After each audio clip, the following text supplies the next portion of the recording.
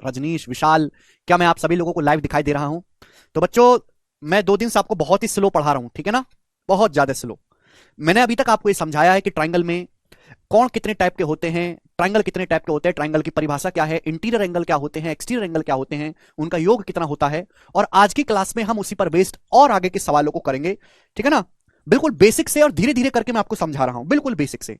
ठीक है बच्चे, टेंशन आपको लेना नहीं है, धीरे धीरे तसल्ली से प्यार से पढ़ना है। जी बताइएगा मेरे दोस्त, हिंदी और इंग्लिश दोनों ही भाषाओं में समझा रहा हूं मैं, दोनों ही भाषाओं में। जी शुरू करते हैं।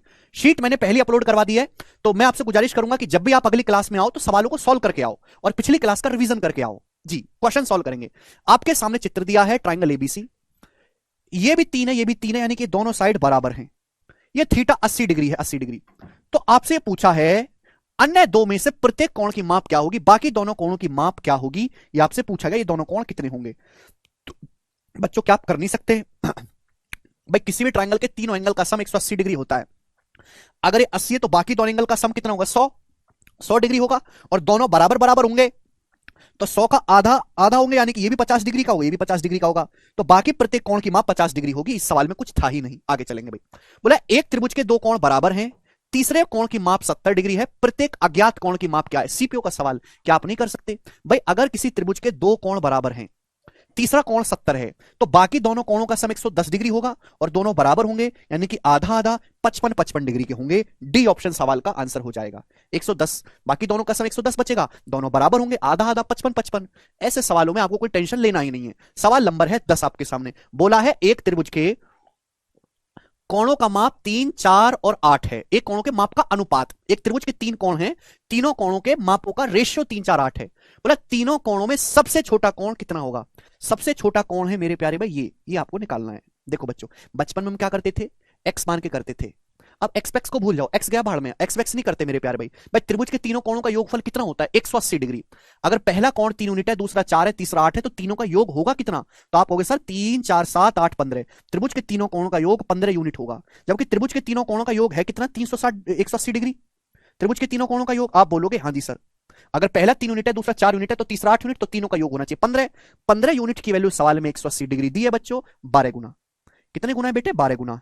तो अगर ये 12 गुना है तो सबसे छोटा कौन है? 3 यूनिट। तो 3 की वैल्यू भी 12 गुना होगी, हर एक में 12 से गुना होगा, यानी कि 36 डिग्री। सबसे छोटा कौन 36 डिग्री का आएगा। सबसे बड़ा पूछता है तो 8, 8 की वैल्यू 12 गुना 96 डिग्री, सबसे बड़ा कौन आ जाता? 96 डिग्री। आसान है, कोई प्रॉब्लम नहीं। आगे चलेंगे।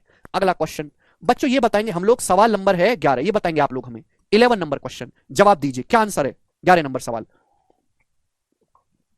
एक त्रिभुज में सभी कोणों के मान पूर्णांक हैं। एक त्रिभुज के सभी कोणों की जो वैल्यू है वो इंटीजर है, पूर्णांक में है। निम्न में से कौन सा उनके मापों का अनुपात नहीं हो सकता है? बहुत बहुत ही आसान और सरल सवाल है। एक त्रिभुज के सभी कोण इंटीजर हैं, तो आपसे बोला कि इन चारों ऑप्शन में से कौन सा त्रिभुज के मापों का अनुपात नहीं हो सकता। देखो, त्रिभुज के तीनों कोणों का योग होता है 180 डिग्री। देखो, सवाल के अनुसार त्रिभुज के तीनों कोण इंटीजर है, पूर्णांक। इंटीजर जानते हैं, गिनतियां, एक जो दशमलव ना हो, अंडर रूट में ना हो, वो पूर्णांक होते हैं मेरे प्यारे भाई। ठीक है, जैसे 5, 6, 7, 8, 9, 10, 11, 12, 13 इंटीजर है मेरे प्यारे भाई। तो भाई त्रिभुज के इन तीन चारों ऑप्शन में से, इन्हीं ऑप्शन में से बताना कि निम्न चारों ऑप्शन में से कौन सा ऑप्शन ऐसा है जो उसके मापों का रेशियो नहीं हो सकता। तो भाई आंसर देखो, अगर मैं पहला ऑप्शन मानता हूं, यहां तीनों कोणों का सम हो रहा है 1, 2 और 3, 6, तो भाई 6 तो 180 को पूरा पूरा डिवाइड करेगा, ये हो सकता है। यहां देखूंगा 5, 6, 11, 7, 18, भाई 18 भी 180 को पूरा पूरा डिवाइड करता है। अगर 18 की वैल्यू 180 डिग्री है तो एक आएगा 10 डिग्री, तो 5 आएगा 50, 6 आएगा 60, 7 आएगा 70, ये भी इंटीजर आएंगे। ये वाला ऑप्शन मानता हूं। ये आएगा बच्चों 3, 4, 7, 5, 12, 12 भी 180 को पूरा पूरा डिवाइड करेगा, यानी कि बचा डी, डी वाला ऑप्शन बचा। यहां कोणों का योग आएगा बेटा 6, 7, 13, 8, 21, कोणों का योग आएगा 21 यूनिट। तो 21 यूनिट की वैल्यू को जब मैं 180 डिग्री के बराबर करूंगा तो फ्रैक्शन में चला जाएगा। 1 यूनिट की वैल्यू आएगी बेटा 180/21, तो फ्रैक्शन में चला जाएगा कि नहीं? जब ये फ्रैक्शन में चला जाएगा तो कोण की वैल्यू भी फ्रैक्शन में आएंगी, इंटीजर में नहीं आएंगी। इसलिए ये सवाल जो है ये रेशियो त्रिभुज के कोणों का नहीं हो सकता। समझ में आ गया? आप बोलोगे हाँ जी सर आ गया है। आगे चलेंगे, अगला सवाल, नेक्स्ट क्वेश्चन। क्वेश्चन नंबर है बच्चों आपके सामने 12, बनाएंगे। सवाल सीपीओ के पेपर का है, बनाए बच्चों।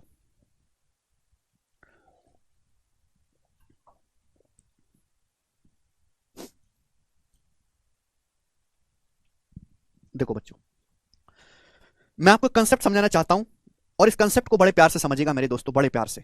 सभी लोग ध्यान से समझने की कोशिश करेगा, ध्यान से। सभी लोग ध्यान से समझने की कोशिश करेगा। मैंने आपको कल 3 ट्राइंगल पढ़ाए थे, एक एक्यूट एंगल ट्राइंगल, एक right angle triangle, right angle triangle, और तीसरा मैंने आपको पढ़ाया था बेटा ऑब्टूस एंगल ट्राइंगल अधिक कोण त्रिभुज, ऑब्टूस एंगल ट्राइंगल अधिक कोण त्रिभुज। 3 ट्राइंगल बनाए थे, 3 ट्राइंगल। ये मैंने आपको तीनों त्रिभुज पढ़ाए थे, न्यून कोण त्रिभुज, समकोण त्रिभुज, अधिक कोण त्रिभुज। राइट, देखो सिलेबस बहुत बड़ा है, समय बहुत कम है, एसएससी में कुछ भी मुश्किल नहीं आता है आज के जमाने में, पेपर बहुत ज्यादा आसान आता है, इसलिए कट ऑफ बहुत ज्यादा हाई हो रही है आजकल। लेकिन वो आसान चीज बहुत ज्यादा पढ़ने के लिए आपको बहुत ज्यादा पढ़ना है। अपने दिमाग में बात डालो कि पढ़ने के लिए सिलेबस बहुत बहुत बहुत ज्यादा है, बहुत बड़ा सिलेबस है पेपर का, कठिन नहीं है बिल्कुल भी, लेकिन बहुत ज्यादा है। तो अगर आप स्पीड से तेजी से पढ़ोगे तो ही पूरा हो पाएगा, वरना सिलेबस ही पूरा नहीं होगा। सिलेबस पूरा करना ही एक जंग है, बहुत ज्यादा बड़ा सिलेबस है, छोटा नहीं है।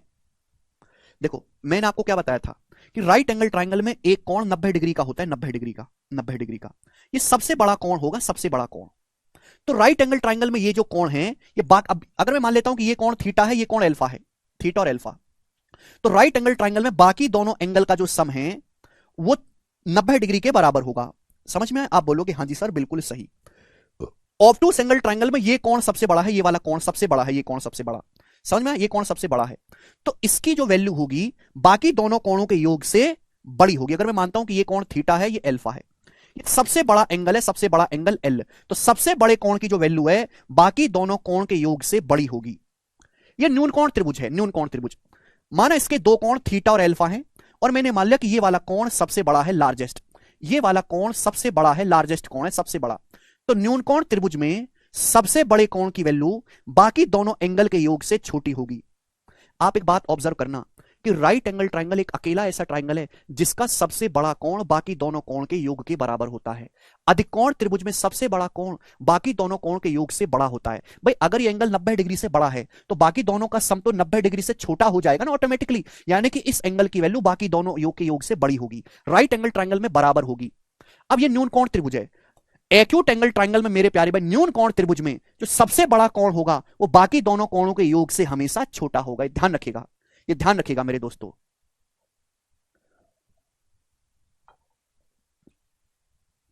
उससे काम नहीं होता प्रीति, ठीक है? देखो जल्दी समझना है क्योंकि समय बहुत कम है, आगे चलेंगे। अब जैसे सवाल देखो, एक त्रिभुज एबीसी में एंगल ए का 2 गुना बराबर एंगल बी का 3 गुना बराबर एंगल सी का 6 गुना है, 6 गुना। आपसे पूछा सबसे बड़े कोण का माप क्या है?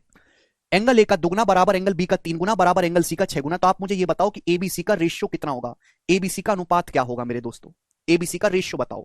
हालांकि यहां पे रेशियो का कंसेप्ट इस्तेमाल होगा, आपने रेशियो तो पढ़ा नहीं है, पढ़ा नहीं है तो ज्यादा दिमाग मत लगाओ, जरूरी नहीं कि हर चीज को समझा जाए। जब रेशियो पढ़ेंगे अपने आप समझ में आ जाएगी चीजें, ठीक है ना? जब भी हम कोई चैप्टर पढ़ते हैं तो दूसरे चैप्टर की चीजें भी इस्तेमाल होती हैं, उन पे ध्यान नहीं देना आपको इतना ज्यादा। समझ में आ रही है तो ठीक है, वरना जान दो ने, बाद में समझ आ जाएगी जब आप चैप्टर पढ़ोगे। अगर एंगल 2a बराबर 3b बराबर 6c है तो एबीसी का अनुपात क्या होगा? जब भी ऐसा कुछ आए तो आप 2, 3 और 6 का एलसीएम क्या होता है? 2, 3 और 6 का एलसीएम, वह छोटी से छोटी संख्या जो 2 से भी कटती हो, 3 से भी कटती हो, 6 से भी, 6 मान लो आप, तो ए का मान क्या आ जाएगा भाई? 6/2, 3। बी का मान आ जाएगा भाई 6 को 3 से भाग देंगे 2। सी का मान अगर 6c 6 के बराबर है तो सी का मान आ जाएगा 1। ये एबीसी का रेशियो आ गया, एबीसी का अनुपात आ गया।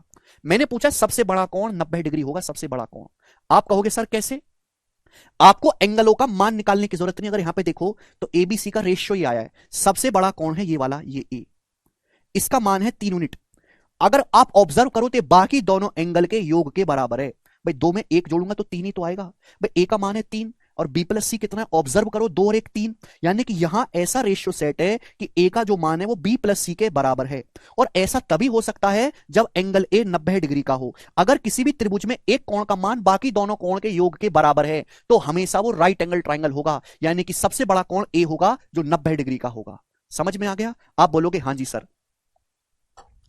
ठीक है स्टूडेंट्स, आपको निकालने की जरूरत नहीं थी। आगे चलेंगे बच्चों, करो अगला सवाल। बच्चे सवाल नंबर है 13 आपके सामने। देखिए ऐसे क्वेश्चन एग्जाम में बहुत आते हैं, बहुत ज्यादा बच्चों ऐसे सवाल आते हैं पेपर में, ठीक है ना? वेरिएबल में बोला है किसी त्रिभुज के कोणों का मान 8x - 15, 6x - 11 और 4x - 10 डिग्री है। किसी त्रिभुज के कोणों का माप आपसे पूछा गया है, x का मान बताएं। सवाल बिल्कुल सरल है भाई, हम अच्छी तरीके जानते हैं कि किसी भी त्रिभुज के तीनों कोणों का योगफल 180 डिग्री होता है। हमें कुछ नहीं करना, x का मान निकालना है तो इन तीनों को जोड़ के 180 कर दीजिए, इन तीनों को ऐड करके 180 के बराबर कर देंगे। तो 8x + 6x 14x, 14x + 4x 18x, 18x आ गया। आप बोलोगे हाँ जी सर।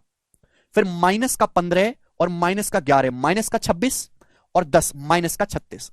तो 18x माइनस 36 डिग्री बराबर आ गया 180 डिग्री। बोलो, तीनों को बस जोड़ देना है। 8 और 6 14, 14 4 18x माइनस 15 माइनस 10 और माइनस 11 माइनस 36 हो गया बराबर 180 डिग्री। तो 18x कितना आएगा बच्चों? माइनस 36 उधर जाएगा, 180 में 36 जोड़ेंगे 216 डिग्री। तो 18 से 216 चला जाएगा 12 12, 18 कम 18, 18 दूनी 36, एक्स की वैल्यू आ गई 12 डिग्री और यही सवाल का आंसर हो जाएगा पहला ऑप्शन। ठीक है ना? बिल्कुल ऐसा ही सवाल मेरे दोस्तों आपके सामने 14 है, आप मुझे इसका आंसर करके बताओ। बिल्कुल ऐसा ही सवाल है 14 और ये सारे लेटेस्ट सवाल हैं, अभी तक कोई बहुत ज्यादा लॉजिकल सवाल नहीं है, डायरेक्ट कंसेप्ट बेस्ड सवाल है। इनको बोलते हैं सिंपल क्वेश्चन, क्योंकि इनमें डायरेक्ट कंसेप्ट लग रहा है, कोई दिमाग इनमें लगाना नहीं है। कंसेप्ट क्या है? त्रिभुज के तीनों कोण दिए हैं और आपको क्या करना है? तीनों को जोड़ के 180 डिग्री करना है। जी बच्चों बनाए। त्रिभुज एबीसी में एंगल ए बराबर 5x माइनस 60 डिग्री है, एंगल बी बराबर 2x प्लस 40 डिग्री है, एंगल सी बराबर 3x माइनस 80 डिग्री है। मेरे सामने करके बताओ एंगल ए का मान क्या होगा। बेटा यहां से x की वैल्यू नहीं निकालनी है, a का मान निकालना है। पहले सॉल्व करके x की वैल्यू निकालो, पहले यहां से सॉल्व करके x का मान निकालो। x का मान कैसा आएगा? तीनों को जोड़ के 180 रखो। आपसे a का मान पूछा है, बताओ सॉल्व करके x का मान कितना आया है? 28 डिग्री आया होगा। सॉल्व करके 28 डिग्री बोलो आया होगा कि नहीं? आप बोलोगे हाँ जी सर। अब ये वैल्यू यहां रख देंगे, तो 28 पंजे 140, 140 माइनस 60 80 डिग्री, 80 डिग्री आया। ठीक है ना? C option. सब बच्चों ने कर लिया, सबका आंसर भी आया। आखिरी सवाल करेंगे इस टाइप का, बनाएंगे बच्चों। एम क्यों लिखा है? देखो एम का मतलब होता है मेजरमेंट, हिंदी में माप। एम ऑफ एंगल ए का मतलब एंगल ए की माप, ये मतलब हुआ इस बात का। ठीक है, इसलिए एम लिखा है। एम का ये स्लैंग है एक तरीके से, है भाई, ये स्लैंग है। जैसे हनी सिंह को यो यो हनी सिंह स्लैंग है ना, ऐसे ही मेजरमेंट ऑफ एंगल ए को लिखने का ये स्लैंग है एम। एम मतलब एंगल ए की माप, एंगल ए का मेजरमेंट। बताएं बच्चों सवाल। एक त्रिभुज के तीन कोण x minus 15 degree, x minus 45 degree और x माइनस 60 डिग्री हैं। त्रिभुज के प्रकार को पहचाने, त्रिभुज कैसा है बताओ बच्चों। मैं इस सवाल को सीधा उड़ा सकता हूं। अगर आप ध्यान से देखोगे तो त्रिभुज के तीनों कोण अलग अलग आ रहे हैं। जब त्रिभुज के तीनों कोण अलग अलग हैं तो ये इक्विलेटरल ट्रायंगल तो होगा नहीं। आइसोसेलेस ट्रायंगल, आइसोसेलेस ट्रायंगल तभी हो सकता है ये जब यहां पर दो कोण बराबर हो। यहां पर तो सारे ही कोण अलग अलग हैं, तो आइसोसेलेस भी नहीं होगा। नहीं होगा? बोलो, ये दोनों ऑप्शन तो है नहीं। अब मुझे चेक करना है सी ऑप्शन है या डी, बताइएगा। x माइनस 15, एक्स प्लस 45 है, सॉरी ये प्लस है मेरे प्यारे भाई, ये प्लस है, यहां प्लस है मेरे प्यारे भाई। ठीक है ना भाई? अगर ऐसा है तो त्रिभुज के तीनों कोणों का योग 180, x जमा x और x, x x x 3x हो जाएगा। अब 45 प्लस 60 105 माइनस 15 90, तो 3x प्लस 90 डिग्री बराबर आ जाएगा 180। तो x का मान आ जाएगा मेरे दोस्तों यहां से 30 डिग्री। 180 माइनस 90, 90 बटे 3 30 डिग्री। अब x का मान 30 आ गया तो ये एंगल आ गया 30 प्लस 60 90। जब ये एंगल 90 आ गया बच्चों तो राइट एंगल ट्रायंगल हो गया, डी ऑप्शन, समकोण त्रिभुज बन गया। ठीक है भाई? हाँ जी, सीजल का ही प्रीवियस सवाल है और इतना इजी क्वेश्चन भर भर के सीजल के पेपर में आता है। बनाएंगे बेटे। अगला सवाल है आपके सामने यहां पर 16, जवाब दें जल्दी से, सब बच्चे जवाब देंगे। एबीसी त्रिभुज के तीन कोण इस प्रकार हैं कि a माइनस बी 60 है, b माइनस सी 15 डिग्री है, तो एंगल a का मान क्या होगा। त्रिभुज एबीसी के तीन कोण इस प्रकार हैं कि a माइनस बी 60 है, b माइनस सी 15 है। पूछा है एंगल a का मान क्या होगा, कौन करके बताएगा एंगल a का मान? बताएं बच्चे। देखो सवाल से बिल्कुल घबराना नहीं है। हम ये बात अच्छी तरीके जानते हैं कि त्रिभुज के तीनों कोणों का जो योगफल होता है वो 180 डिग्री होता है। a प्लस बी प्लस सी बराबर 180 डिग्री। ठीक है ना? अब बताओ मेरे प्यारे भाई कैसे करेंगे।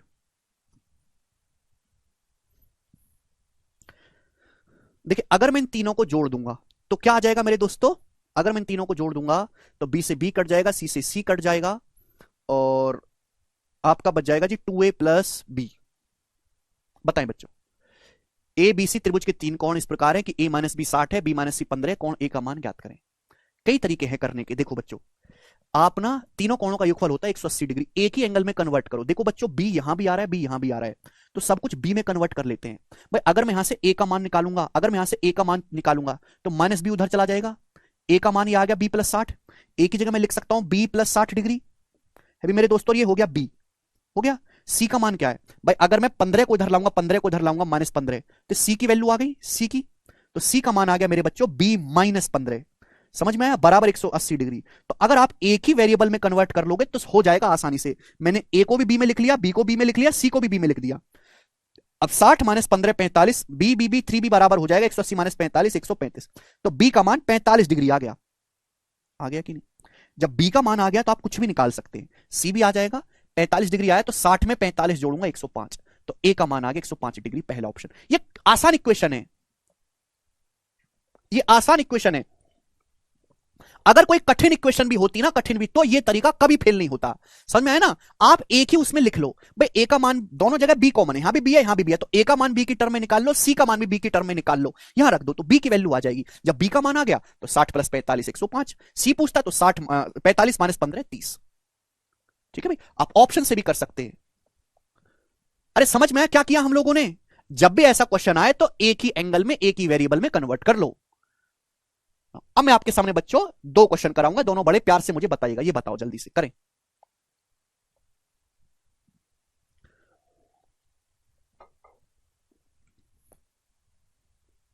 ये बेसिक है भाई, यही बेसिक है, यही बेसिक है जो मैंने बताया, यही बेसिक है और यही आपको समझना है। ठीक है जी। किसी त्रिभुज के कोणों का अनुपात 59:32:91 है, तो त्रिभुज का प्रकार क्या है, त्रिभुज कैसा है? बनाए बच्चों, कौन करेगा?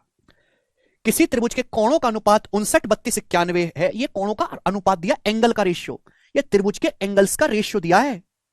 आपसे पूछा है त्रिभुज किस टाइप का है। बच्चों ऐसा नहीं कि अगर ये सवाल आएगा पेपर में तो हमें हर एक एंगल को निकालने की चेक जरूरत पड़ेगी, नहीं, ऐसा मत करना। मैंने अभी कंसेप्ट बताया कि राइट एंगल ट्राइंगल में सबसे बड़ा एंगल बाकी दोनों एंगल के बराबर होता है। ऑब्टूस एंगल ट्राइंगल में सबसे बड़ा एंगल बाकी दोनों एंगल के योग से बड़ा होता है। एक्यूट एंगल ट्राइंगल में सबसे बड़ा कोण बाकी दोनों कोण के योग से छोटा होता है। भाई त्रिभुज के तीनों कोण की वैल्यू नहीं दिया है, त्रिभुज के तीनों कोणों का अनुपात दिया है, तो मैं अनुपात से ही सॉल्व कर लूंगा। इसके हिसाब से सबसे बड़ा एंगल आएगा 91 यूनिट, सबसे बड़ा एंगल। क्या ये बाकी दोनों एंगल से, बाकी दोनों एंगल का सम आएगा 59 + 32। ये रेशियो है बेटा, एग्जैक्ट वैल्यू नहीं है।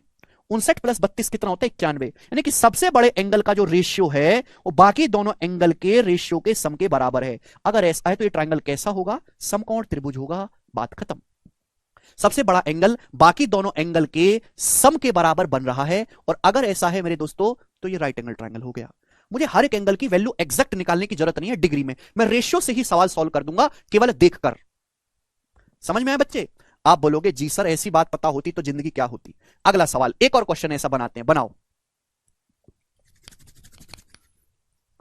बोला यदि किसी त्रिभुज के कोणों का अनुपात 18:31:43 है, किसी त्रिभुज के एंगल का रेशियो, तो आपसे पूछा त्रिभुज किस टाइप का है, बनाए। भाई अगर किसी त्रिभुज के कोणों का अनुपात ये है तो इनमें सबसे बड़ा एंगल बन रहा है ये कोणों का अनुपात है। एग्जैक्ट वैल्यू नहीं, मैं अनुपात से ही सॉल्व कर लूंगा क्योंकि अनुपात ही रिलेशन बता देगा बड़े छोटे का। तो सबसे बड़ा जो कोण है वो बाकी दोनों कोणों के योग से कैसा हो रहा है? 18 + 31 कितना आएगा भैया? 49। 49 आ रहा है, 8 1 9 3 1 4। तो सबसे बड़ा कोण बाकी दोनों कोणों के योग से छोटा है, यानी कि एक्यूट एंगल ट्राइंगल है, न्यून कोण त्रिभुज। एक न्यून कोण त्रिभुज है, ऑब्टूस एंगल नहीं है, न्यून कोण त्रिभुज है, एक्यूट एंगल ट्राइंगल। बताओ कितना आसान सवाल है, इससे आसान सवाल तो बन ही नहीं सकता ना दुनिया में। सबसे बड़ा कोण बाकी दोनों कोणों के योग से छोटा है, तो एक्यूट एंगल ट्राइंगल है। अगर सबसे बड़ा कोण बाकी दोनों कोणों के योग से बड़ा आता तो फिर कैसा त्रिभुज हो जाता है? फिर ये ऑब्टूस एंगल ट्राइंगल हो जाता, अधिक कोण त्रिभुज हो जाता। समझ में आया? ठीक। तो इतने सरल सवाल है, केवल आप देखते ही क्वेश्चन सॉल्व कर सकते हैं। अगला टाइप, नेक्स्ट क्वेश्चन, 19वां सवाल बनाएंगे। हिंदी में ही लिखा है नीतीश, बोलो। आपके सामने चित्र दिया है, आपके सामने बच्चों चित्र दिया, चित्र बनाया है कि ये दिखाई दे रहा है चित्र, 62 डिग्री है, ये 110 डिग्री है। आपसे पूछा ये वाला कोण बीएसी कितना होगा, ये वाला कोण क्या होगा, ये आपसे पूछा गया है बच्चों। जवाब देंगे स्टूडेंट्स आप हमें, सभी बच्चे एक सांस में हमें जवाब देंगे। भाई आपको ये बात जाननी चाहिए कि किसी भी ट्राइंगल का, मैंने कल ही कंसेप्ट आपको पढ़ा दिया है, आज तो सवाल हो रहा है, प्री का क्वेश्चन है बच्चे। किसी भी त्रिभुज का सबसे बड़ा एक्सटीरियर एंगल जो होता है वो अपोजिट इंटीरियर एंगल के सम के बराबर होता है। भाई ये वर्टेक्स सी पे एक्सटीरियर एंगल है 110, तो इसकी जो वैल्यू होगी इन दोनों का सम 110 होना चाहिए। भाई अगर ये 62 डिग्री है तो ये एंगल आएगा 110 में से 62 माइनस कर देंगे, तो 10 में से 2 गया 8 और 10 में से 6 गया 4, 48 डिग्री। तो 48 डिग्री सवाल का आंसर आ जाएगा डी ऑप्शन। अगर किसी बच्चे को यह भी कठिन लगता है तो तुरंत प्रभाव से तैयारी छोड़ के ठेले पे प्याज छीलना शुरू कर दो। अगर किसी को ये चीज भी कठिन लगती है तो। ठीक है जी, आगे चलते हैं नेक्स्ट प्रश्न की तरफ। सवाल नंबर है बच्चों आपके सामने यहां पर 20 बनाएंगे, 20वां। ये भी प्री का ही सवाल है, अभी तो मेंस का एक भी सवाल नहीं हुआ है, सारे क्वेश्चन प्री लेवल के चल रहे हैं। बनाए बच्चों, क्या आंसर है? डायरेक्ट थ्योरम बेस्ड सवाल हैं। हाँ, इतने इजी भी आते हैं शिवानी सीजीएल में, इजी भी आता है, मॉडरेट भी आता है, डिफिकल्ट भी आता है, इजी ही ज्यादा आते हैं। ठीक है, बनाए। अब जिसने कल का लेक्चर नहीं देखा वो समझ नहीं आएगा।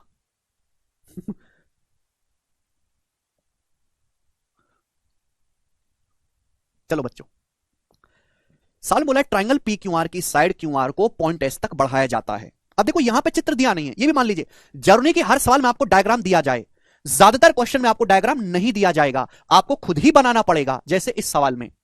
ठीक है ना, ये सीएचएसएल का प्रीवियस क्वेश्चन है।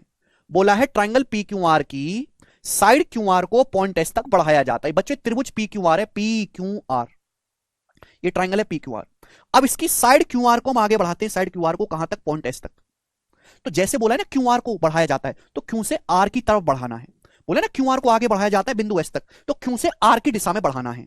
बोला angle P R S 104, P R S, ये वाला एंगल 104 डिग्री का, 104 डिग्री का, ये वाला एंगल 104 डिग्री का सवाल में दिया हुआ है, पी आर एस। आगे एंगल आर क्यू पी बराबर 3/5 of angle Q P R. इसका मतलब क्या हुआ भाई? एंगल आर क्यू पी जो है वो 3/5 है क्यू पी आर। अगर मैं क्यू पी आर को यहां ले आऊंगा नीचे बटे में, यानी कि इन दोनों एंगल का रेशियो दिया है, एंगल क्यू पी आर, इन दोनों एंगल का ये अनुपात दिया है 3:5। एंगल आर क्यू पी मतलब ये वाला एंगल अगर 3 यूनिट है, 3 यूनिट, तो एंगल क्यू पी आर ये वाला एंगल 5 यूनिट है। इन दोनों एंगल का रेशियो दिया है, एंगल आर क्यू पी और एंगल क्यू पी आर, इन दोनों का अनुपात 3:5 है। तो आपसे बच्चों पूछा गया है कि एंगल क्यू पी आर बताओ, ये कौन आपको बताना है। अभी समझाए बच्चे कि अगर ये 3 यूनिट है, 5 यूनिट है, तो एक्सटीरियर एंगल जो होगा इन दोनों का सम होगा। 3 + 5 8, तो ये कौन कितना आएगा बच्चों? 8 यूनिट। 8 यूनिट होना चाहिए, 3 + 5 8, जबकि सवाल में 104 डिग्री दिया है। कितने गुना? 13 गुना। 13 104 होता है ना, 8 से 104 कितने गुना है? 13 गुना। तो ये एंगल क्यू पी आर भी 5 का 13 गुना होगा, तो 5 की 13 में गुना करेंगे 65 डिग्री, तो एंगल 65 डिग्री का आ जाएगा। पहला ऑप्शन आंसर हो गया। समझ में आ गया बच्चों? बोलो। मुझे लगता है कि आपको अच्छे से समझ में आया है, बहुत ही बढ़िया तरीके से। आगे चलेंगे। अब सवाल नंबर है आपके सामने यहां पर 21 बनाएंगे बच्चों। क्या आंसर है इस सवाल का? क्या जवाब है? बनाओ बच्चों, कौन करेगा स्टूडेंट्स?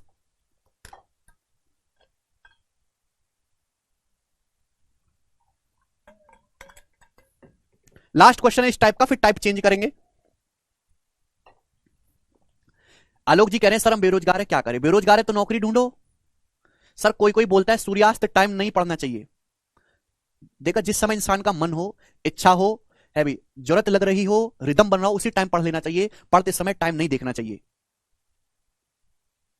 यही ट्रिक है जितेंद्र, बिल्कुल एग्जाम में बनाना है। एक ट्रायंगल पी क्यू आर में जो बच्चे करें एग्जाम में डायग्राम बनाना है। देखो अगर आपका दिमाग इतना काबिल है कि बिना डायग्राम बनाए दिमाग में ही सोच पा रहा है तो नहीं बनाना है। ठीक है ना, जो बच्चे इतने तेज तर्रार है कि उनको वो चित्र दिमाग में ही कर लेते हैं कि ये बनेगा ऐसे ऐसे, तो उनको नहीं बनाना है। अगर आप नहीं है तेज तर्रार तो भाई आपको बनाना पड़ेगा। ज्योमेट्री बिना डायग्राम के नहीं होती है, ये समझ लो, आप बनाना ही पड़ता है। ट्रायंगल पी क्यू आर में क्यू आर को एस तक बढ़ाया गया है। तो बच्चों सवाल को दिखेगा, ये ट्रायंगल पी क्यू आर है।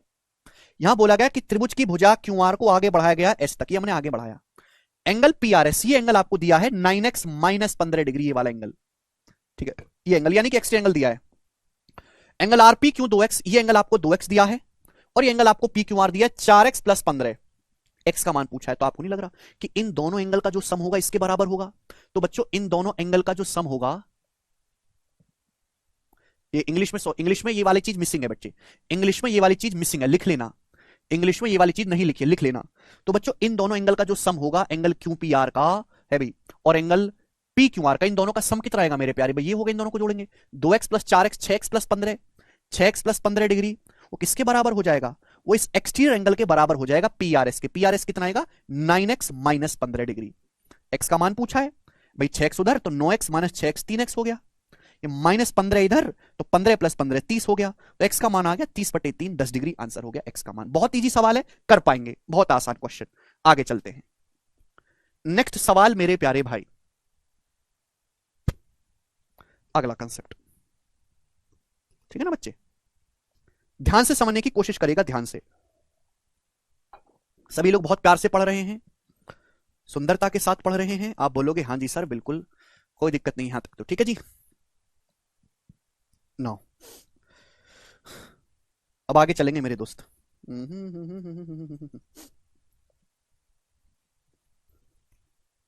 नेक्स्ट कंसेप्ट,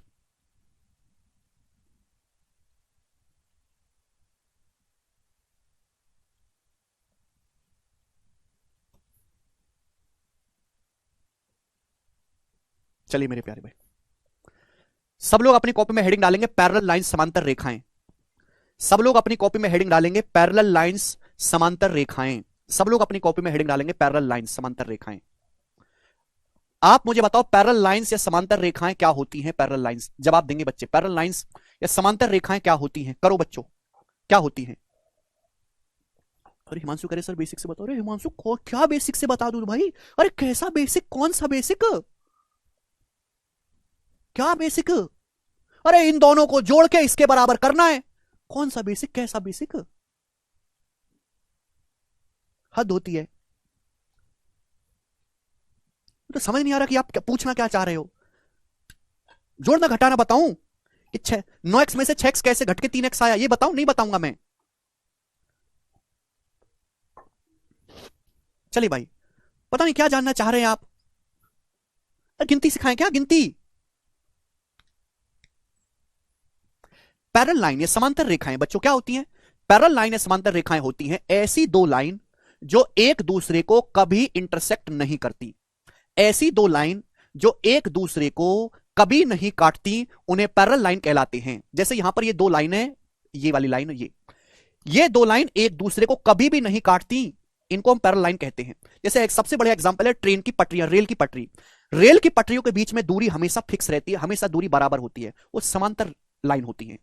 पैरेलल लाइन का मतलब ऐसी दो लाइन जिनके बीच की दूरी हमेशा बराबर रहे, जो एक दूसरे को कभी ना काटें। ऐसे दो प्रेमी जोड़े जिनका कभी मिलन नहीं होता, उन्हें हम पैरेलल लाइन बोलते हैं। जैसे कि यहां पर दिखाया गया ये दो लाइन है, इसका नाम दिया है मैंने L, इसका नाम दिया है बच्चों हमने M। समझ में आया बच्चों? तो इनके बीच की आप कहीं भी दूरी निकालो, ये पैरेलल लाइन है, इनके बीच आप दूरी, दूरी का मतलब होता है, देखो जब भी मैं शब्द बोलूंगा दो लाइनों के बीच की दूरी, दूरी का मतलब होता है परपेंडिकुलर डिस्टेंस, यानी कि ये इन दोनों लाइनों के बीच की दूरी है, ये 90 डिग्री का एंगल होगा। तो अगर ये दूरी D है, कहीं भी आप दूरी निकालेंगे वो D ही निकलेगी हमेशा। समझ में? आप बोलोगे हाँ जी सर बिल्कुल सही। तो समांतर रेखाएं मतलब ऐसी दो रेखाएं जिनके बीच की दूरी हमेशा बराबर रहती है और वो एक दूसरे को कभी नहीं काटती। ठीक है बच्चों, पैरेलल लाइन को डिनोट करने का तरीका है ये वाला, ये इसको निर्देशित करने का तरीका। जैसे दो लाइन है L और M, L और M, ऐसे दो डंडे खींच दो, आपको ऐसे दो डंडे खींचे हुए मिल जाए तो आप समझ जाइएगा कि L और M पैरेलल लाइन है, समांतर रेखाएं हैं। ठीक है बच्चों, आप बोलोगे हाँ जी सर बिल्कुल सही। अब हम आगे चलते हैं, सभी लोग ध्यान से समझिएगा मेरे प्यारे भाई। बच्चों ये दो समांतर रेखाएं हैं AB और CD, ये AB और CD दो पैरेलल लाइन है, समांतर रेखाएं हैं, ठीक है ना। AB is parallel to CD, ठीक है भाई। अब ये तीसरी लाइन खींची गई है मेरे दोस्तों EF, इसको हम कहते हैं, देखो बच्चों ये दो समांतर रेखाएं मस्त पैरेलल है, एक तीसरी लाइन हमने खींची टेढ़ी जो इन दोनों को काट रही है, तो इस टेढ़ी लाइन को हम बोलते हैं, इस लाइन EF को हम बोलते हैं ट्रांसवर्सल लाइन, या हिंदी में कहते हैं त्रियक रेखा। क्या बोलते हैं इस लाइन EF को? Transversal line, transversal line, transversal line Hindi में कहते हैं त्रियक रेखा। समझ में आ गया? आप बोलोगे हाँ सर ये हम पैरेलल लाइन को ऐसे टेढ़ी टेढ़ी काटने वाली जो लाइन है वो त्रियक रेखा कहलाती है। ध्यान से समझिएगा मेरे प्यारे भाई, ठीक है ना। तो ABCD के पैरेलल है और EF ट्रांसवर्सल लाइन है, त्रियक रेखा है, साफ साफ लिखा हुआ है मेरे प्यारे भाई यहां पर, ठीक है ना। तो जब मैंने इन दोनों की ट्रांसवर्सल लाइन खींची तो मेरे प्यारे भाई ये एंगल बनेंगे, माना ये वाला एंगल 1 है, ये एंगल 2 है, माना ये एंगल 3 है, ये 4 है, ये कोण 5 है, ये 6 है बच्चों, ये वाला एंगल 7 है, ये 8 है। नाम दिए, ये 1 2 3 4 5 6 7 8, ये 8 एंगल बनेंगे। अब मेरे प्यारे भाई इनमें कुछ रिलेशन होता है मेरे प्यारे दोस्तों। मैं आपको अब यहां से ज्योमेट्री की पहली बेसिक थ्योरम बताने जा रहा हूं, और ये ऐसी थ्योरम है जिसको बिना प्रूफ किए ही सही मान लिया गया, इसका कोई प्रूफ नहीं है और बिना प्रूफ किए ही सारे लोगों ने सही मान लिया है। ध्यान से सुनेगा मेरे दोस्तों, जैसे ये दोनों लाइन पैरेलल हैं, समांतर हैं, ये दोनों लाइन पैरेलल हैं मेरे प्यारे भाई, और ये उनकी ट्रांसवर्सल लाइन है, त्रियक रेखा, त्रियक रेखा है उनकी ट्रांसवर्सल लाइन है। आप बोलोगे हाँ जी सर। अब बच्चों अगर ये वाला कोण 1 है, 1, और ये वाला कोण बिल्कुल इसी पोजीशन पे लिखा हुआ है 6 है भाई, ये वाला कोण अगर थीटा है मेरे प्यार में थीटा, तो बिल्कुल यहां पे ये वाला जो कोण बन रहा है ये भी थीटा होगा। कि अगर ये दोनों कोण बराबर नहीं हुए, अलग अलग हो गए, तो लाइन पैरेलल लाइन फिर टेढ़ी हो जाएंगी। टेढ़ी नहीं हो जाएंगी, ये कोण अलग अलग हो गए कि नहीं, ये अलग हो गए अलग हो गए, तो लाइन पैरेलल का रही टेढ़ी हो गई। तो ये लाइन समांतर तभी हो सकती है जब ये दोनों कोण बराबर बनेगा। ठीक है जी, आप बोलोगे हाँ सर, इसको बोलते हैं अभिग्रहित। 9th क्लास में ढंग से पढ़ा होगा, तो अभिग्रहित बोलते हैं, मतलब बिना प्रूफ के इस बात को ग्रहण कर लिया गया है। ठीक है ना, ठीक है। तो देखो सेम जगह जो एंगल लिखे हुए हैं, ये वाला एंगल थीटा और ये वाला एंगल थीटा बराबर होंगे, इनको हम बोलते हैं करस्पॉन्डिंग एंगल, या हिंदी में कहते हैं संगत कोण। ये ज्योमेट्री की पहली बेसिक थ्योरम है, पहली बेसिक थ्योरम। समझ में आया? आप बोलोगे हाँ जी सर, ये दो समांतर रेखाएं हैं, ये उनकी ट्रांसवर्सल लाइन तिर्यक रेखा है। ठीक है बच्चों, तो आपको ये जो दो कोण दिखाई दे रहे हैं जो सेम पोजीशन पर बन रहे हैं, ये वाला कोण बच्चे और ये वाला कोण, ये दोनों कोण बराबर होंगे। ये दोनों कोण कि अगर ये बराबर नहीं हुए तो लाइन को टेढ़ा मेढ़ा बनाना पड़ेगा, और जब टेढ़ा मेढ़ा बनाओगे तो लाइन पैरेलल नहीं होंगी। ठीक है भाई, समझ में आया? इन दोनों को हम बोलते हैं करस्पॉन्डिंग एंगल, या हिंदी में कहते हैं संगत कोण। तो मेरे प्यारे बच्चों यहां पर वही लिखा हुआ है कि भाई ये एबीसीडी पैरेलल लाइन है, ईएफ इनकी ट्रांसवर्सल लाइन है। ये कोण बन रहे हैं 1 2 3 4 5 6 7 8। आप बोलोगे जी सर बहुत बढ़िया, तो करस्पॉन्डिंग एंगल हिंदी वाले भाई लिख लेंगे संगत कोण।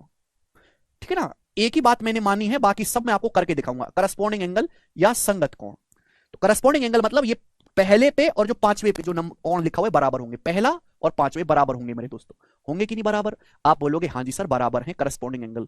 अब ध्यान से सुनेगा मेरे प्यारे भाई, ध्यान से, सभी लोग ध्यान से सुनेगा मेरे प्यारे भाई, ध्यान भाई। पहला और पांचवा कौन बराबर है? मैंने आपको समझाया कि अगर दो लाइन वर्टिकली अपोजिट है, अगर दो लाइन खींची जाती है तो वर्टिकली अपोजिट एंगल बराबर होते हैं। ये वाला थीटा और ये वाला थीटा, ये भी बराबर होगा। अब आप बताओ, ये दोनों लाइन खींची गई हैं, एंगल 1 के सामने एंगल 3 आ रहा है, एंगल 5 के सामने एंगल 7 आ रहा है। जब ये दोनों एंगल बराबर हैं तो 3 और 7 भी तो बराबर होंगे, एंगल 3 और एंगल 7 भी तो बराबर होंगे, यानी कि मेरे दोस्तों ये दोनों कोण भी सेम होंगे। होंगे कि नहीं होंगे? आप बोलोगे हाँ जी सर, वर्टिकल अपोजिट एंगल। भाई जब पहला और पांचवा कोण बराबर है तो इनके वर्टिकल अपोजिट एंगल तीसरा और सातवां, ये भी तो सेम पोजीशन पे लिखे हुए हैं, ये भी तो सेम पोजीशन पे है, ये वाला और ये वाला, तो बराबर होना चाहिए कि नहीं होना चाहिए? आप बोलोगे हाँ जी सर बराबर होंगे। क्लियर हुई बात? आप बोलोगे हाँ जी सर बिल्कुल सही बात, एकदम क्लियर है, कोई परेशानी नहीं है। इसी तरीके से मेरे दोस्तों आपको समझना है, बहुत प्यार से समझा रहा हूं, एक 1 बाय 1 स्टेप बाय स्टेप, कि भाई यहां पर जो है ये दोनों कोण सेम है 1 और 5, ये दोनों कोण करस्पॉन्डिंग एंगल है। भाई ये स्ट्रेट लाइन है, स्ट्रेट लाइन का मतलब होता है 180 डिग्री। अब ये 1 है, ये एंगल क्या होगा? 180 में से घटा के आएगा। ये एंगल क्या होगा? 180 में से घटा के आएगा। जब ये दोनों कोण बराबर है तो 180 में से घटा के भी बराबर आना चाहिए। इसका मतलब दूसरा और छठा एंगल भी तो सेम हो जाएगा। ये दूसरा और छठा एंगल भी तो सेम पोजीशन पे लिखे हुए हैं, बोलो बराबर हो जाएंगे कि नहीं? ये बराबर होंगे कि नहीं? आप बोलोगे हाँ सर बिल्कुल बराबर होंगे। जो दूसरा एंगल है, जो दूसरा एंगल है वही छठा एंगल है, सेम पोजीशन पे लिखे हुए हैं, सेम पोजीशन पे।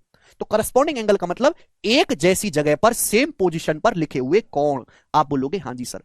बिल्कुल ऐसे ही इसके सामने ये कोण चौथा है और इसके सामने ये वाला कोण आठवां है, तो ये भी आपस में बराबर होगा। जो चौथा होगा मेरे दोस्तों वही आठवां होगा। तो ये सब होते हैं करस्पॉन्डिंग एंगल, संगत कोण, एक जैसी जगह पर लिखे हुए कोण।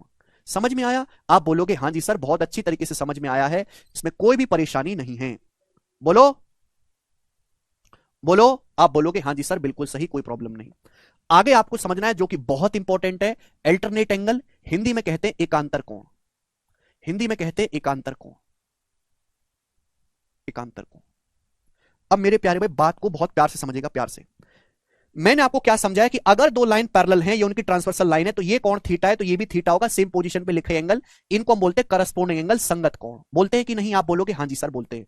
यानी कि ये जो एंगल 1 है और ये जो एंगल 5 है, ये दोनों बराबर होंगे, ये दोनों कोण बराबर होंगे। आप बोलोगे हाँ जी सर बिल्कुल बराबर होंगे, एंगल 1 और एंगल 5 बराबर होंगे। अब आप मुझे खुद बताओ जरा, बहुत प्यार से समझेगा, दो लाइनें वर्टिकली अपोजिट एंगल बराबर होने चाहिए कि नहीं? एंगल 1 के सामने क्या है? एंगल 3। एंगल 1 के सामने क्या? एंगल 3। यानी कि एंगल 1 किसके बराबर होना चाहिए? एंगल 1 बराबर होना चाहिए एंगल 3 के। होना चाहिए कि नहीं? यानी कि कहने का मतलब ये हुआ कि ये जो एंगल 3 है और ये जो एंगल 5 है, ये क्या हो गए? आपस में बराबर हो गए। इन्हीं को बोलते हैं अल्टरनेट एंगल, यानी कि एकांतर कोण। एक आंतर, एक आंतर एक दूसरे को टकटकी लगा के देखते हैं, ये कोण 3 और ये वाला कोण 5 आपस में बराबर होते हैं। समझ में आया मेरे दोस्तों? अगर आपके पास दो पैरेलल लाइंस हैं और ये उनकी ट्रांसवर्सल लाइन है, तो बच्चों अगर ये वाला कोण अल्फा है तो ये कोण भी अल्फा होगा। इन्हें बोलते हैं अल्टरनेट एंगल या एकांतर कोण। कैसे हुआ? मैंने आपको इसके पीछे का कारण भी समझाया कि भाई एंगल 1 एंगल 5 के बराबर है और ये एंगल 1 ही एंगल 3 के बराबर है, यानी कि 3 और 5 आपस में सेम हो गए। इन्हीं को बोलते हैं अल्टरनेट एंगल या फिर एकांतर कोण। ये एंगल 3 और एंगल 5 आपस में सेम होते हैं, ऐसे कैंची बनती है मेरे प्यारे भाई। बिल्कुल ऐसे ही ditto same to same angle 4 भी एंगल 6 के बराबर होता है, बिल्कुल डिट्टो। एंगल 4 जो है वो एंगल 6 के बराबर होगा मेरे दोस्तों। इन्हें बोलते हैं अल्टरनेट एंगल या एकांतर कोण। सभी को समझ में आया? सभी को समझ में आया? आप बोलोगे हाँ जी सर समझ में आया है। विजय कह रहे हैं सर आप तो फिफ्थ क्लास के जैसे समझा रहे हो। थैंक गॉड मैं फिफ्थ क्लास के जैसे समझा रहा हूं। हमारे बालक तीसरी फेल हैं। अगर हमारी सरकार दयालु ना होती तो आधे हमारे देश की आधी जनता की दूसरी क्लास की डिग्री रद्द कर दी जाती। 10वीं तो बहुत दूर की बात है। तुम बालकों को क्या समझते हो बेटे? बिल्कुल होगा जी मोहम्मद। Yes sir no? तो ये होते हैं अल्टरनेट एंगल। सभी को समझ में आया? आप बोलोगे हाँ जी सर हमको ये बात अच्छी तरीके से समझ में आई है। अगला कंसेप्ट मेरे दोस्तों, नेक्स्ट कंसेप्ट और आखिरी कंसेप्ट मैं आपको इसमें समझाऊंगा। नेक्स्ट कंसेप्ट बच्चे, और मैं आपको यहां पर आखिरी कंसेप्ट समझाऊंगा, आखिरी। और थोड़ा प्यार से और प्रेम भाव से मैं आपको समझाऊंगा, थोड़े प्यार से, ठीक है ना? प्यार मैं आपसे करता हूं, तुम भी मुझसे करते हो, ठीक है भाई? ध्यान से सुनिएगा मेरे प्यारे भाई। चलो यहीं पे समझा देते हैं, यहीं पे समझा देते हैं बच्चों। भाई ये सीधी रेखा है, सीधी रेखा, ये है एंगल 1 और ये है एंगल 4। ये सीधी रेखा है, सीधी रेखा, सीधी रेखा। तो एंगल 1 और एंगल 4 का योग कितना होना चाहिए? इन दोनों कोणों का योग कितना होना चाहिए? 180 डिग्री होना चाहिए। बोलो होना चाहिए कि नहीं होना चाहिए? आप बोलोगे सर क्या बात कर दी सर, जान दे देंगे इसके लिए, बिल्कुल होना चाहिए। भाई ये सीधी रेखा है, ये सीधी रेखा है, तो ये एंगल इन दोनों का योग 180 डिग्री होना चाहिए। आप बोलोगे हाँ जी सर होना चाहिए। लेकिन आप ये बात जानते हैं कि एंगल 1 किसके बराबर है? एंगल 5 के। एंगल 1 किसके बराबर है? एंगल 5 के, है कि नहीं? करस्पॉन्डिंग एंगल एंगल 1 किसके बराबर है? एंगल 5 के। तो यहां एंगल 1 की जगह मैं एंगल 5 लिख सकता हूं, या एंगल 1 की जगह मैं एंगल 5 लिख सकता हूं? आप बोलोगे सर हाँ जी लिख सकते हैं। यानी कि एंगल 5 और एंगल 4, इन दोनों का योग कितना आ गया? 180 डिग्री आ गया। बोलो आ गया कि नहीं आ गया? अभी ये दोनों कोणों का योग 180 बनना चाहिए, लेकिन एंगल 1 तो एंगल 5 के बराबर है, तो एंगल 1 की जगह एंगल 5 लिख दिया। तो एंगल 5 और एंगल 4 का योग कितना आ गया? 180 डिग्री आ गया कि नहीं? यानी कि कहने का मतलब ये हुआ कि अगर मैं आपके सामने दो पैरेलल लाइन खींचता हूं, तो ये जो एंगल 4 है, ये जो एंगल 4 है मेरे प्यारे भाई, और ये जो एंगल 5 है, इन दोनों का जो योग होगा, इन दोनों का जो योग होगा वो 180 डिग्री होगा मेरे प्यारे भाई। सभी को कहानी क्लियर है? आप बोलोगे हाँ जी सर बिल्कुल क्लियर है। इन दोनों का योग 180 होगा। अगर मैं आपसे ये पूछ लूं कि दोनों लाइन समांतर हैं, ये उनकी ट्रांसवर्सल लाइन यानी कि त्रियक रेखा है। बच्चों मैं आपसे ये पूछ लेता हूं कि ये वाला जो एंगल है, ये वाला जो एंगल है, ये 109 डिग्री का है। तो आप मुझे बताओ कि ये एंगल कितने डिग्री का होगा? ये वाला एंगल कितने डिग्री का होगा? तो आप मुझे क्या जवाब दोगे? तो आप कहोगे सर इन दोनों का योग 180 आना चाहिए। सर 109 को 180 में से घटा देंगे, सर ये आ जाएगा 61, 71 डिग्री, 71 डिग्री। तो ये कोण 71 डिग्री आएगा। क्लियर है? आप बोलोगे हाँ जी सर बहुत बढ़िया, ठीक है ना? तो यानी कि एंगल 4 और एंगल 5 का जो योग होगा वो 180 डिग्री होगा। बिल्कुल ऐसे ही मेरे प्यारे भाई, ये जो है, ये जो एंगल 3 है और ये जो एंगल 6 है, ये जो एंगल 3 है और ये जो एंगल 6 है, इन दोनों का भी योग, इन दोनों कोणों का योग भी बिल्कुल ऐसे ही, इन दोनों का योग भी 180 डिग्री बनेगा। यानी कि इंटीरियर एंगल का सम जो है 4 और 5 का योग 180 है, और 3 और 6 का योग भी 180 है। समझ में आ गया? आप बोलोगे हाँ जी सर ये लिखा हुआ है कंसेप्ट। आप बोलोगे सर गोरा कंसेप्ट है, इसकी बात पे आपको लकड़ी का ऑस्कर देते हैं। यहां तक किसी बालक को कोई डाउट? कोई डाउट किसी को?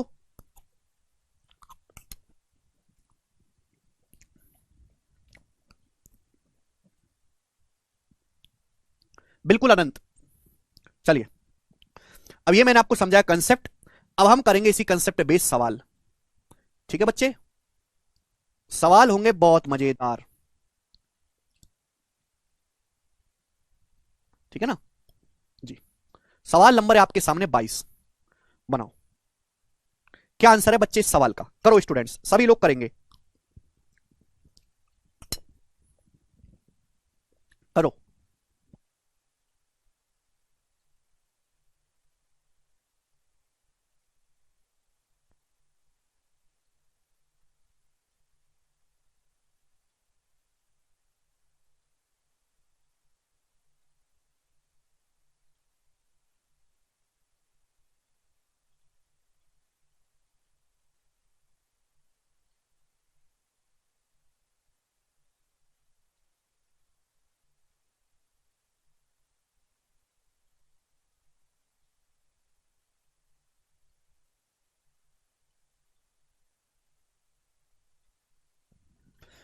आपके सामने चित्र दिया है, बोला है ए बी और डीई पैरेलल लाइन है, एक्स का सप्लीमेंट्री एंगल बताओ। एक्स का सप्लीमेंट्री एंगल बताना है, तो क्वेश्चन सॉल्व करने के लिए आपको एक्स का मान निकालना है।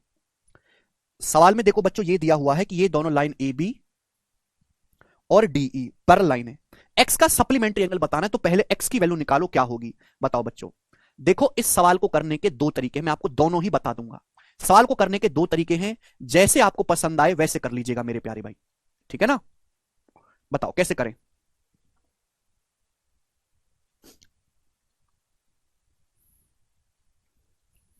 बोलो। पहला तरीका मेरे प्यारे भाई, अगर आपके सामने दो लाइन पैरेलल खींची गई हैं, तो भाई सवाल तो तभी सॉल्व कर पाएंगे ना जब उनकी कोई एक ट्रांसवर्सल लाइन खींची जाए। जब तक उनकी ट्रांसवर्सल लाइन ही नहीं होगी, सवाल सॉल्व कैसे होगा। अब पैरेलल लाइन तो है ये, इनकी ट्रांसवर्सल लाइन है ही नहीं, दुख की बात है हमारे लिए। तो भाई पहले त्रियक रेखा पूरी करो। आप देखो ये लाइन है मेरे दोस्तों, एक लाइन तो ये है और ये है, ये पैरेलल है, तो भाई क्वेश्चन तो सब तभी सॉल्व होगा ना जब ये इनकी ट्रांसवर्सल लाइन होगी। आप इसको आगे बढ़ाओ, ये बनी अब ट्रांसवर्सल लाइन, इन दोनों की बनी कि नहीं ट्रांसवर्सल लाइन, बोलो बन गई कि नहीं। ये दोनों लाइन समांतर हैं और अब ये उनकी ट्रांसवर्सल लाइन बन गई। बोलो यहां तक किसी बच्चे को कोई समस्या है भाई। एक लाइन तो ये है, ठीक है भाई साहब, और मैंने इसको आगे बढ़ा लिया, आगे आगे बढ़ा दूंगा तो ये ट्रांसवर्सल लाइन अब बनेगी, बनेगी कि नहीं ट्रांसवर्सल लाइन। अब इस ट्राइंगल को देखो, इस ट्राइंगल को, ये ट्राइंगल डीसी का एक्सटीरियर है, बाह्य कोण है, बाह्य कोण है कि नहीं बाह्य कोण बच्चों। अब ये 5x से 3x है, तो ये कोण कितना बचेगा, 2x बचेगा कि नहीं 2x। भाई एक्सटीरियर एंगल की वैल्यू बाकी दोनों कोणों का योग होती है, त्रिभुज की साइड को आगे बढ़ा के एक्सटीरियर बनाए, ये 5x है तो इन दोनों का सम 5x से 3x plus 2x 5x। Clear है। आप बोलोगे हाँ जी सर, अब जितनी जरूरत है उतना ही देखो, इस सबको भूल जाओ, इसकी कोई जरूरत नहीं है, इसकी कोई जरूरत नहीं है बच्चे। ये पैरेलल लाइन दिखाई दे रही है दोनों, ये उनकी ट्रांसवर्सल लाइन है, ट्रांसवर्सल लाइन। अभी समझाया मैंने एक सेकंड पहले, अभी जस्ट मैंने आपको समझाया है कि अगर दो पैरेलल लाइन है, ये उनकी ट्रांसवर्सल लाइन है, तो इन दोनों का जो योग होगा, इन दोनों कोणों का 180 होगा। तो 4x प्लस 2x, इन दोनों का योग 180 होना चाहिए, तो 6x बराबर 180 डिग्री, तो x का मान आएगा जी 30। अगर x का मान 30 डिग्री आ गया तो x का सप्लीमेंट्री आएगा 150 डिग्री। ये सवाल को करने का एक तरीका हो गया, पहला तरीका समझ में आया। x की वैल्यू 30 आ गई, इन दोनों का सम कितना होगा 180 होगा, ठीक है बच्चों जी। सेकंड तरीका, इस सवाल को सोचने का करने का सेकंड तरीका देखो मेरे प्यारे भाई, ध्यान से सुनेगा। देखो भाई ये दोनों लाइन है, दोनों, अच्छा सॉरी,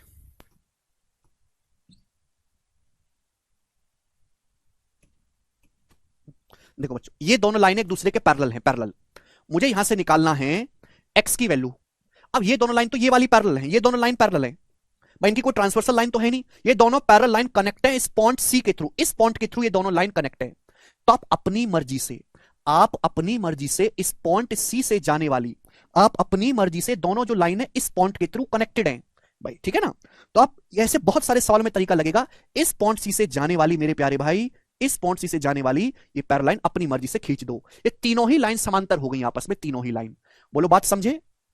ये तीनों ही लाइन मेरे दोस्तों यहां पे क्या हो गई, समांतर हो गई। आप बोलोगे हाँ जी सर बिल्कुल सही, कोई प्रॉब्लम नहीं है, ठीक है बच्चों, तीनों लाइन पैरेलल हो गई, ठीक है भाई। आप बोलोगे हाँ जी सर बिल्कुल सही, कोई प्रॉब्लम नहीं। तो अब आप मुझे जवाब दो, जब ये तीनों लाइन पैरेलल हो गई हैं, तो आप अच्छी तरीके जानते हैं अगर ये तीनों लाइन पैरेलल है, ये उनकी ट्रांसवर्सल लाइन है, ट्रांसवर्सल लाइन, तो अल्टरनेट एंगल सेम होगा, ये थीटा सेम होगा। अब ये दोनों लाइन समांतर है, दोनों लाइन समांतर, ये 4x है तो ये वाला एंगल भी 4x आएगा कि नहीं आएगा। आप बोलोगे हाँ जी सर आएगा 4x, ये वाला एंगल 4x आएगा, यस सर नो। आप बोलोगे हाँ जी सर बिल्कुल आएगा। भाई देखो ये दोनों वर्टिकल अपोजिट एंगल हैं, कई तरीके हैं सवाल को करने के मेरे प्यारे भाई, ये दोनों वर्टिकल अपोजिट एंगल है, ये 4x है तो ये कितना आएगा मेरे, अच्छा सॉरी वर्टिकल अपोजिट एंगल तोड़ना है,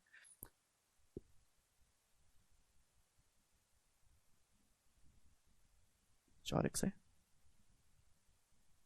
तो ये भी 4x हो जाएगा, ठीक है भाई।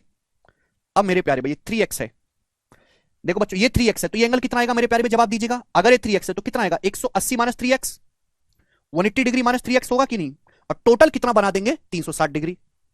अरे भैया सप्लीमेंट्री एंगल निकालना था x का, सप्लीमेंट्री एंगल।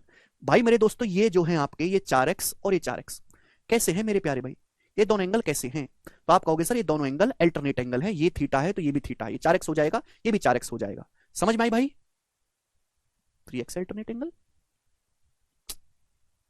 भाई क्या कर रहे हो तुम लोग हैं, कुछ भी कंसेप्ट तुमको याद रहता है कि नहीं रहता है, सब भूल भाल जाते हो यार एक सेकंड में, पता नहीं कैसे बालक हो।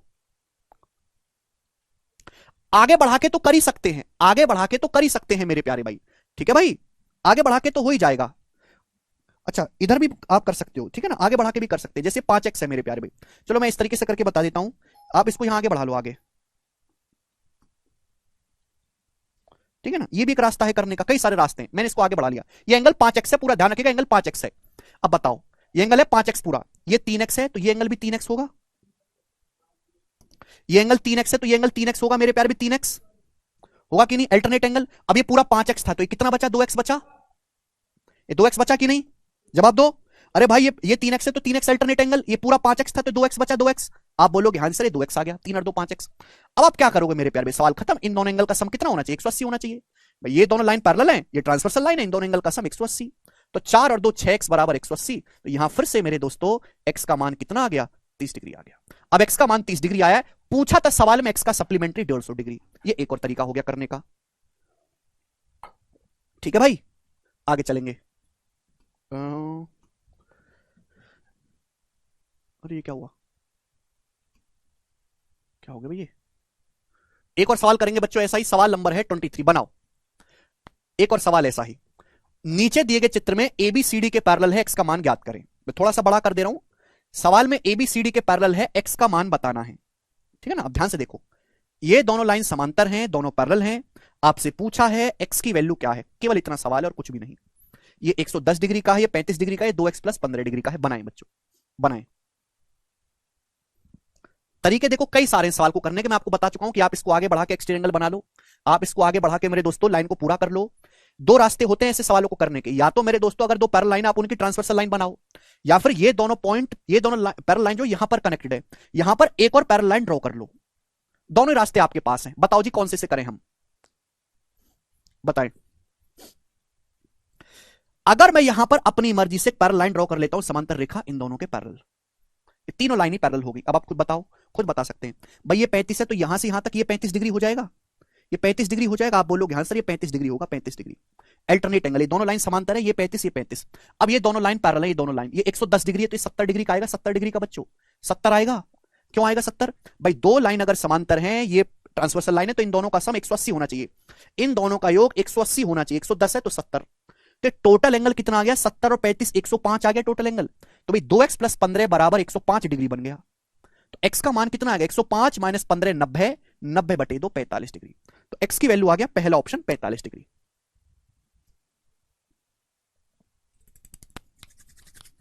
आया, आगे चलते हैं, अगला सवाल। मुझे समझ नहीं आ रहा ये हुआ क्या है ये, ठीक है।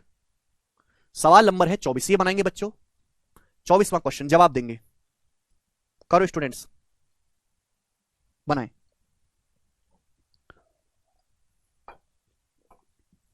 आपके सामने चित्र दिया गया है, बोला पी क्यू एस टी के समांतर है, ये एंगल 110 डिग्री का है, ये 130 डिग्री का है। एंगल क्यू आर एस क्या होगा, एंगल क्यू आर एस आपसे पूछा है, और पी क्यू एस टी के पैरेलल है। मैं डायग्राम को बड़ा कर दूं बेटा, डायग्राम को बड़ा कर दूं, ये मैंने बड़ा कर दिया डायग्राम। ये पी क्यू जो है मेरे दोस्तों एस टी के पैरेलल है, पी क्यू जो है एस टी के पैरेलल है।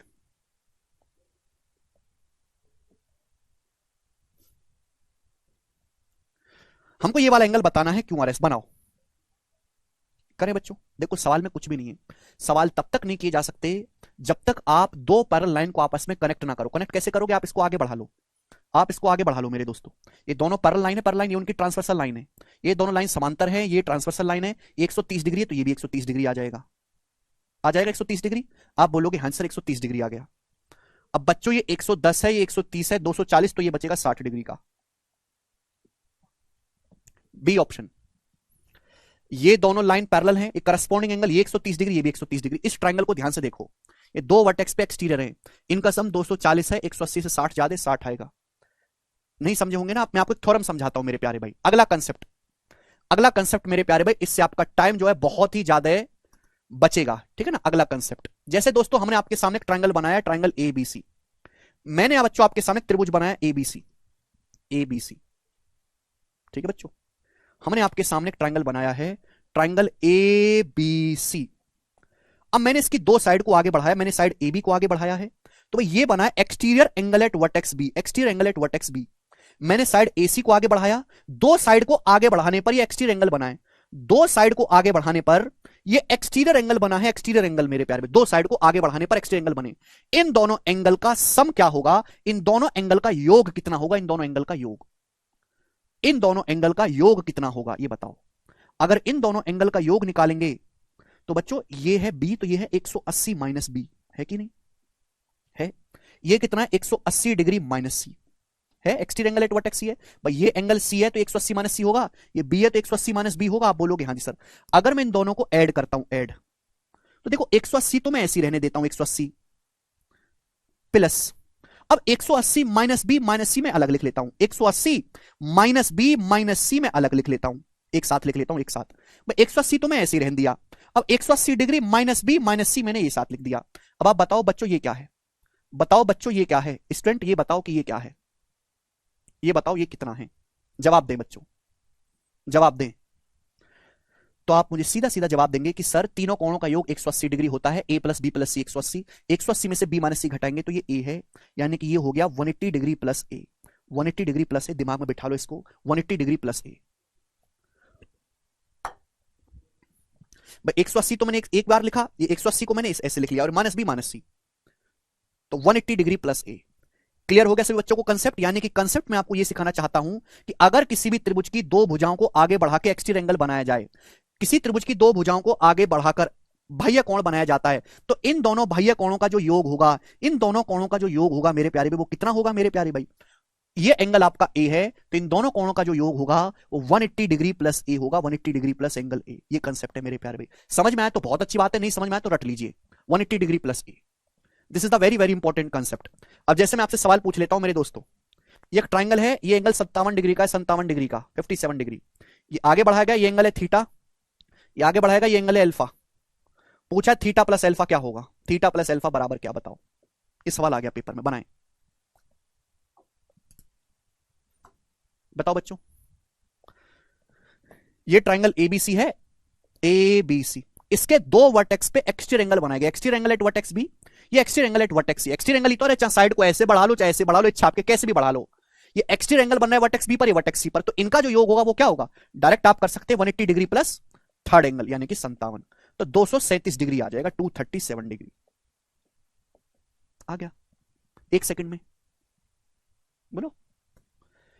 यही टेक्नोलॉजी का इस्तेमाल मैंने यहां पे कर दिया था मेरे प्यारे भाई, यहां पर आप ये ट्राइंगल देख रहे हैं, ये वाला ट्राइंगल, इस ट्राइंगल के दो वर्टेक्स पे एक्सटीरियर एंगल दिए, एक्सटीरियर एंगल, एक है 110 डिग्री, दूसरा है 130 डिग्री, इनका योग कितना है, इनका योग है 240 डिग्री, और ये क्या होगा 180 डिग्री प्लस थर्ड एंगल होगा, यानी कि थर्ड एंगल जो होगा 240 से 180 माइनस कर देंगे 60 डिग्री होगा, 240 माइनस 180 60, और एक कैलकुलेशन दिमाग में हो जाएगी, अलग से लिखने की जरूरत नहीं है।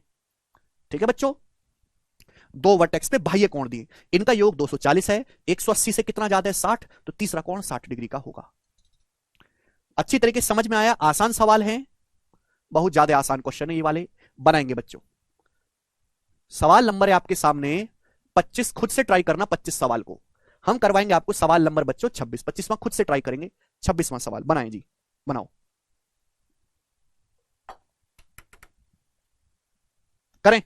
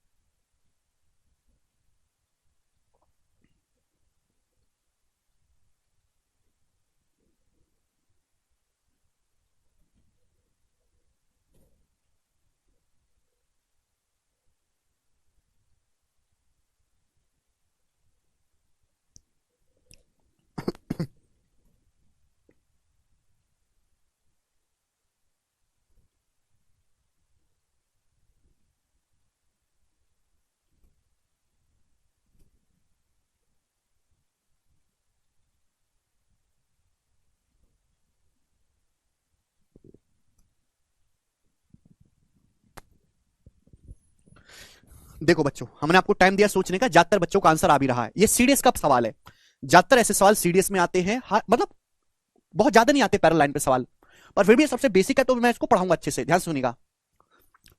चित्र में बोला है पी क्यू और आर एस समांतर हैं, ये एंगल एफ 95 डिग्री है, ये 110 डिग्री है, एक्स का मान बताना है। तो ठीक है, सब कुछ दिख ही रहा है, एक्स का मान निकालना, मैं बड़ा कर दे रहा हूं, डायग्राम को बड़ा कर दे रहे हैं। अब बताओ जी, ये दोनों लाइन जो है एक दूसरे के समांतर हैं, पैरेलल, एक्स आपको बताना है। बच्चों अगर ये 95 डिग्री है तो ये दोनों लाइन पैरेलल है, 95 तो ये भी 95 डिग्री होगा। करस्पॉन्डिंग एंगल, करस्पॉन्डिंग एंगल आप बोलोगे हाँ जी सर बिल्कुल सही, एकदम सही सर, टन टना टन टन। अब 110 है तो 70 होगा, स्ट्रेट लाइन है मेरे प्यारे भाई, स्ट्रेट लाइन सब 180 होना चाहिए, 110 है तो 70। ठीक है भाई, मुझे एक्स निकालना है तो मैं इसी ट्राइंगल में ना काम करूंगा, यही तो एक्स आ रहा है भाई। अगर आप इस ट्राइंगल को ध्यान से देखें, ये इस ट्राइंगल का 95 साइड को आगे बढ़ा के बना, ये ट्राइंगल का एक्सटीरियर एंगल है भाई। ये कौन, तो इसकी जो वैल्यू होगी वो बाकी दोनों कोणों का योग होगी। अगर ये 95 है 70 तो कितना बचेगा, 25 भाई। 70 में 25 जोड़ूंगा तभी तो एक्सटीरियर 95 आएगा, तो 25 इस सवाल का आंसर बनेगा। आप बोलोगे सर जबरदस्त आंसर है, जबरदस्त सवाल है, आगे चलेंगे जी। सवाल नंबर है स्टूडेंट आपके सामने यहां पर 27, बनाए बच्चों, करो।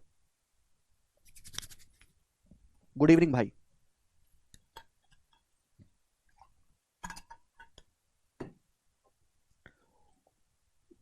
यही बेसिक है देविंदर। आपके सामने चित्र दिया है, बोला एबीसीडी के समांतर है, चित्र दिया है, और एसीबीडी के समांतर है। ये 40 डिग्री का, ये 55 डिग्री का, ये एक्स आपसे पूछा, एक्स एसीबीडी के पैरेलल है और एबीसीडी के पैरेलल है। डायग्राम बड़ा कर दे रहे हैं, डायग्राम जो है बड़ा कर दे रहे हैं, ठीक है ना। बोला ये दोनों लाइन पैरेलल है, एसी जो है वो बीडी के पैरेलल है, और इसके बाद एबी जो है मेरे दोस्तों, ये जो एबी है ये आपका सीडी के पैरेलल है। दोनों लाइन समांतर है, दोनों समांतर है। ये 40 डिग्री का, ये 55 डिग्री का, ये एक्स आपसे पूछा है, बनाएंगे। यानी कि आपको यहां एक्स है तो इस वर्टेक्स पे काम करना है यहां पर, तो इस 55 को समेटते हुए यहां तक लाना है। अब बताओ, करिए बच्चों। भाई अगर ये दोनों लाइन पैरेलल हैं यानी कि समांतर हैं, ये दोनों लाइन कैसे भी कर लो मेरे दोस्तों, ये दोनों लाइन देख लेते हैं, ये दोनों लाइन पैरेलल है, ये दोनों लाइन पैरेलल है, ये और ये पैरेलल है। ये 55 डिग्री तो ये भी 55 डिग्री, बोलो हाँ। करस्पॉन्डिंग एंगल, भाई दो लाइन अगर समांतर है, उनका ट्रांसवर्सल है, अभी अगर मेरे दोस्तों ये थीटा है तो ये भी थीटा होगा। करस्पॉन्डिंग एंगल आप बोलोगे हाँ जी सर सेम जगह लिखा हुआ है। अब ये दोनों लाइन, ये वाली लाइन सुनना, ये वाली लाइन और ये वाली लाइन पैरेलल है, समांतर, ये ट्रांसवर्सल है, ये ट्रांसवर्सल है इनकी, ये 55 है तो ये भी 55 आएगा ना, ये भी 55 आएगा। बोलो हाँ। अब ये स्ट्रेट लाइन है, स्ट्रेट लाइन मतलब सब होना चाहिए 180, सीधी रेखा 180, 40 प्लस 55 95, 180 में से 95 माइनस करेंगे 85, तो एंगल 85 डिग्री आएगा। 180 में से 95 माइनस कर देंगे। जरूरी नहीं कि जैसे मैंने सोचा है आप भी वैसे ही सोचें, दूसरे तरीके से भी करेंगे तो भी यही उत्तर आएगा। आपका और मेरा तरीका अलग अलग हो सकता है करने का। उससे आप उदास ना हो बिल्कुल। आगे चलते हैं बच्चों, ये बताएंगे 28 नंबर प्रश्न करें।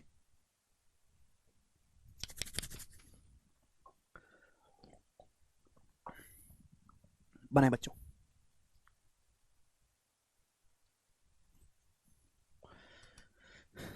ओके जी मेरे दोस्तों, बोले ट्राइंगल पी क्यू आर में, ये ट्राइंगल है पी क्यू आर मेरे दोस्तों आपके सामने, अच्छा सवाल लग रहा है ये तो कुछ। ये ट्राइंगल पी क्यू आर है, एक्स और वाई पी क्यू और पी आर पर ऐसे पॉइंट एक्स और वाई कि एक्स वाई क्यू आर के पैरेलल है।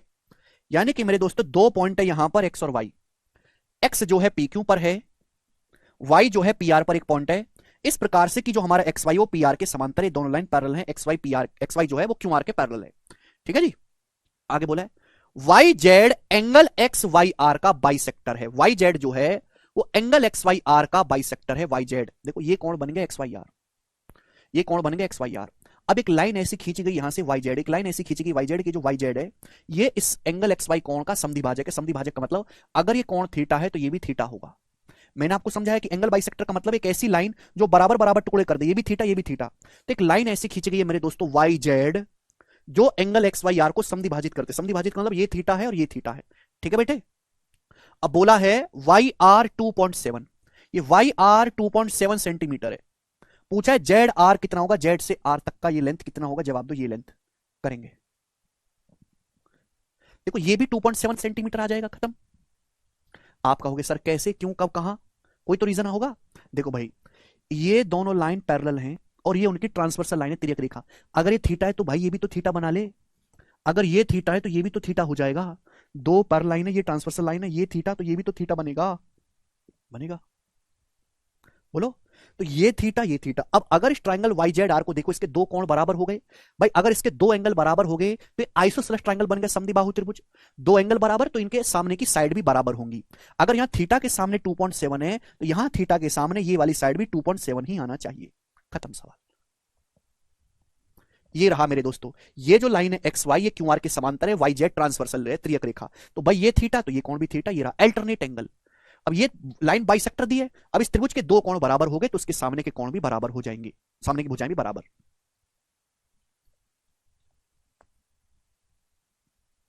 बोलिए। आप बोलोगे हाँ जी सर एकदम सरल बात छे, कोई दिक्कत नहीं छे। सवाल नंबर है 29। लास्ट क्वेश्चन करेंगे प्यारे भाई, बनाएंगे। बनाओ बच्चों, इसका क्या आंसर है? लास्ट क्वेश्चन, आज की क्लास का लास्ट सवाल। बनाओ, मैं आपको टाइम देता हूं 30 सेकंड सोचने के लिए। बनाओ।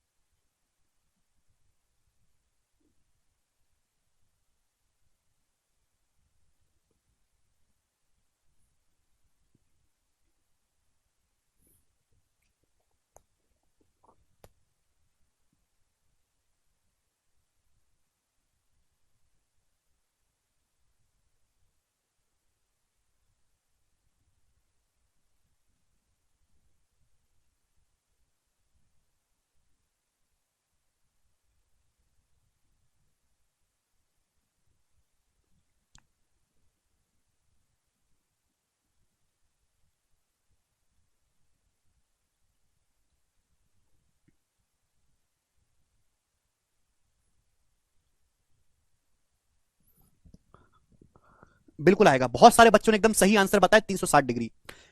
देखिए मैंने आपको समय दिया भरपूर, आपने मुझे उत्तर दिया, बहुत बहुत धन्यवाद। ये ए बी और सी डी दो पैरेलल लाइन है, ऐसे ऐसे खींच दिया, अल्फा ये बीटा ये gamma, alpha plus beta plus gamma पूछा है।